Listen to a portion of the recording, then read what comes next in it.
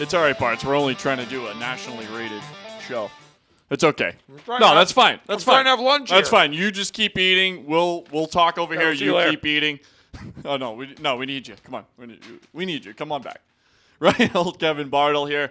Condors on Leash live from the Dignity Health Studios inside the Bakersfield, Californian. We're back after a long hiatus. The Condors are back in action as well this weekend in Condorstown, Saturday night, taking on the Las Vegas Wranglers. We already saw how we're going to beat Las Vegas, so everything's A-okay. Hopefully Las Vegas not tuned in. Or if they are, I mean, Don't tell them. it's like the old adage though. Here we're gonna run. If it's a football adage, we're gonna run the football down your mouth. Stop us.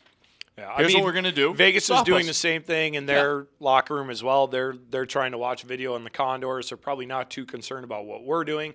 They have to worry about what they're doing, to be honest. Joining us now for our player segment here, of course, Condors netminder Tyler Bunz. Bunzy, thanks for coming on, man. Appreciate it. Yeah, thanks for having me. You're on a little bit of a hot tear here.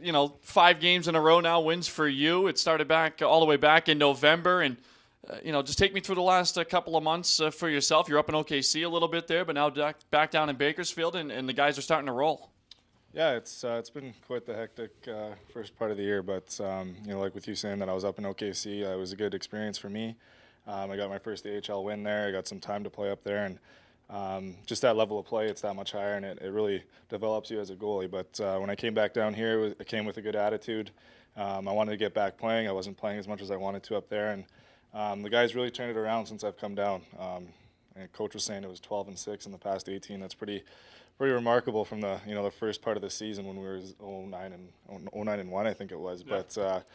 But for me personally, it's just I'm still not playing as many games as I was used to in junior. But when you do get that opportunity to play, you got to go out there and give it your all. And with the 5-game winning streak, I don't know if that one really counts with 3 goals on 4 shots, but I think that's. They don't ask how. They don't ask how. They just ask how many. I guess I got to think picks for that one, but no, I'm just trying to give the team a chance to win every night, and I've kind of put all the stats and all that kind of stuff behind me, and you just gotta go out there and give your team a chance to win. And right now I'm doing that, and the guys are playing really well in front of me. And as a team, you just got to keep battling like we're doing lately, and climbing those standings from where we were at the beginning of the year. Now, you mentioned your chance to get into some AHL action. We've talked to a lot of guys about the difference between the AHL and the ECHL. A lot of times they say the speed, and everybody's in great position.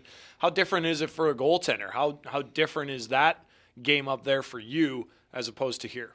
Well, I think at times it might be even easier. With you saying that guys are in position all the time. Defensively, it's pretty easy. I mean, the guys know their role, they know their job, and mistakes rarely happen up at that level. But when they do, you got to be ready because you're getting a pretty good scoring chance from a high-skilled player. And it is it's a lot faster, I'd say, than the East Coast. But there's some skilled guys in this league. There's actually a lot of them. It's quite surprising how this league's developed into being such a pretty good league with a lot of skilled players, like drafted players coming down. It's just that one extra step that you got to make and adjust to when you go up to the AHL. And some guys can do it, some guys can't, and it's just all about timing and developing at the right rate. Now, you were born in Regina, but you grew up and spent most of your life in Edmonton. How's it been over the last couple of years being able to play in the Edmonton system, being drafted by the Oilers? We actually had a question on Twitter. How was it facing your former team, I guess, in Stockton, even though that was Edmonton's affiliate at the time? Yeah, well, growing up in Edmonton, it was, I enjoyed it. I watched the Oilers all the time. They're our favorite team.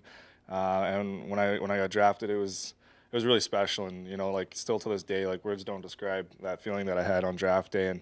And being able to play in rookie tournaments and putting on an Oiler jersey. I got to play in my first exhibition a couple years ago in front of all my friends and family at Rexall, which was really special. But it's been a good couple of years here, and I'm hoping that I can turn that page and hopefully one day put on a jersey. But for that question, playing Stockton, I guess I haven't really performed as well as I want to against my old team. I think maybe they know my secrets and my weaknesses. Maybe they just exposed me a little bit much, but just got to go with it, I guess. You said it was special to get drafted by Edmonton. It was really special for all your friends and family who didn't have to go out and buy new merchandise of your new team that you were drafted by, right? Yeah, they were really excited for me. I didn't go to the draft that year. Wasn't sure if I would get drafted or where or whatever, but I had a huge party with all my friends and family that night, and it's just they're really excited for me. They're always texting me, seeing how I'm doing and stuff, and I got a lot of support back home, so that's good. Talking to Edmonton, you got the Maple Leaf on the hat. Team Canada gets announced earlier yesterday. Couple snubs, but overall, what do you think of your homeland and the chances here in Sochi coming up? Well, I think any Canadian player that was picked to that team, all of them have the skill set to win a gold medal. I actually saw on Facebook yesterday they had what Team Canada's second team would look like, and it's pretty amazing. They made a whole team of guys that actually didn't make the team. And it's like you forget about those players, but they're great hockey players. So it's crazy to see the hockey players Canada provides to the NHL and to leagues all over the world. But I'm rooting for them. Obviously, I want them to win the gold medal. Is there we haven't hit the Olympics yet, but you've been in other locker rooms in junior hockey.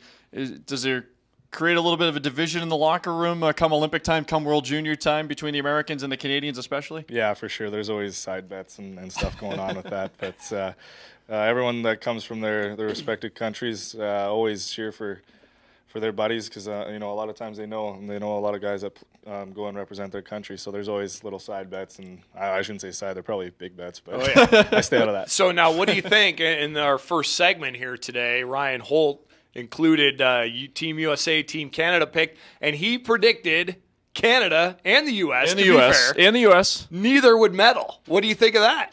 Is that too bold? That's bold. That's pretty bold. Is that too bold? That's pretty bold. I don't know. Well, before the World Juniors, I would have said there's no way that you wouldn't have seen a final without the U.S. or Canada in it. And then you go to the World Juniors, U.S. gets knocked out in the quarters, Canada gets knocked out in the semis. So, I mean, it can happen. It can happen.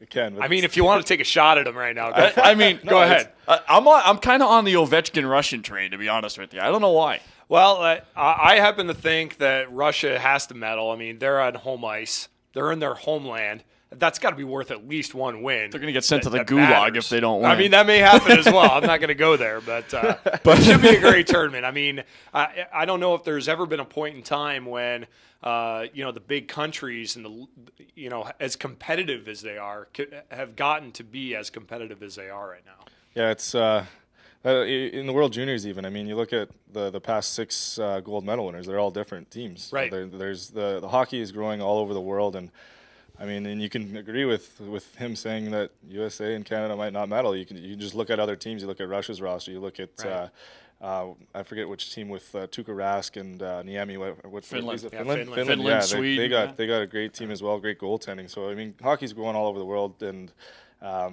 it's kind of cool to see, and especially for hockey, just in general, to see different teams medaling and winning. So as many teams as Canada might feel like they could put together for this tournament, it all comes down to those 24, 25 guys having to get it done against everybody else's top 24 or 25 guys. So yeah, and that's probably some pressure that they're feeling as well, representing sure. the country. So I'm going to root for Canada. But, there is really good hockey teams out there. Bunzy, before we let you go, there's a time-honored tradition in the hockey world earlier this week. The Condors holding their annual rookie party. It happens with pretty much every team.